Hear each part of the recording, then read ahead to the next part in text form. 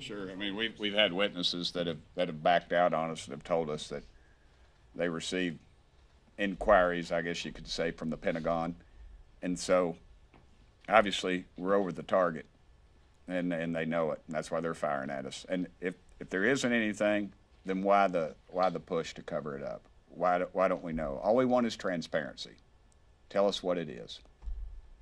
And my second question is just at the hearing next week, should we expect to be seeing new visuals in terms of video or pictures of like physical, craft that maybe we have not yet seen? Possibly, but I think what you're going to see is real questions.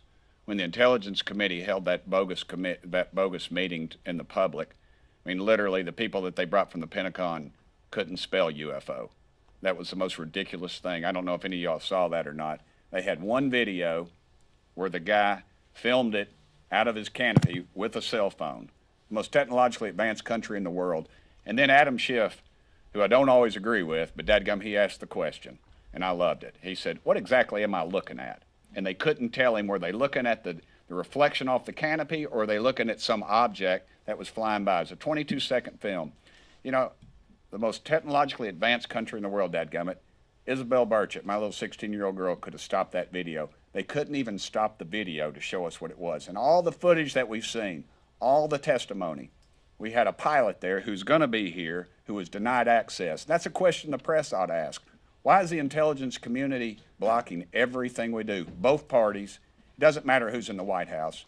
The American public deserves to know. Let's get to the bottom of it. So, I'm sorry, just to follow up on that, are you suggesting there are better quality images, better quality videos? I've seen better quality Yes, videos, absolutely. dude. Absolutely, 100%, and they need to release them.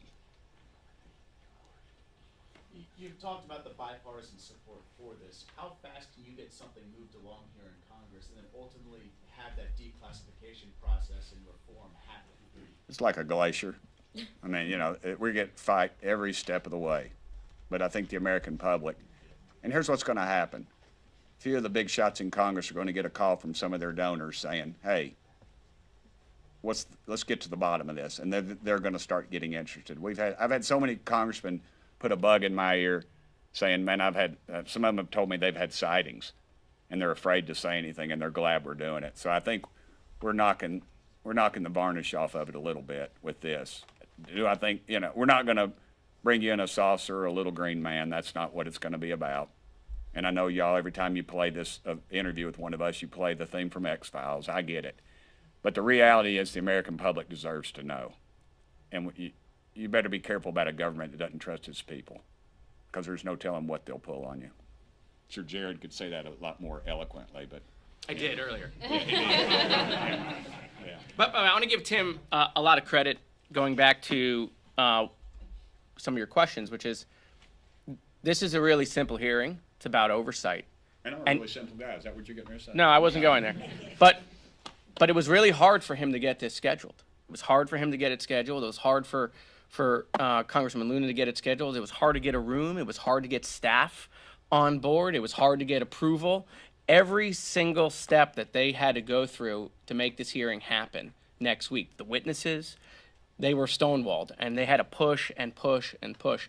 Again, if there's nothing to talk about, why was it so difficult? And that, again, is what breeds these theories and these concerns. And so I think the best thing that can happen, quite frankly, just to end this whole debate is just like, let's hear the testimony and let the government come forward and figure out what they have and share it with the American people.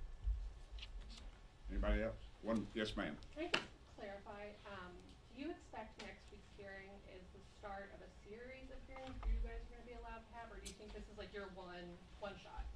I think that it's probably going to be the start. What Representative Burchett, myself, and my colleagues behind me have realized is that ultimately, as elected members and being assigned to House oversight and accountability, we can conduct field hearings. And if we continue to get stonewalled, if we smell that they're giving us a bunch of BS, we are going to do the field hearings directly at those locations. And we're going to open it up to the press, because full transparency really is what we need in this situation. And ultimately, to piggyback off of what all my colleagues have said, the military, the Pentagon, the intelligence agency, they answer to the people and thus Congress. And so we are going to hold them accountable. Everybody good? Thank you. Thank y'all so much. Thank Look you, forward to guys. seeing y'all next week.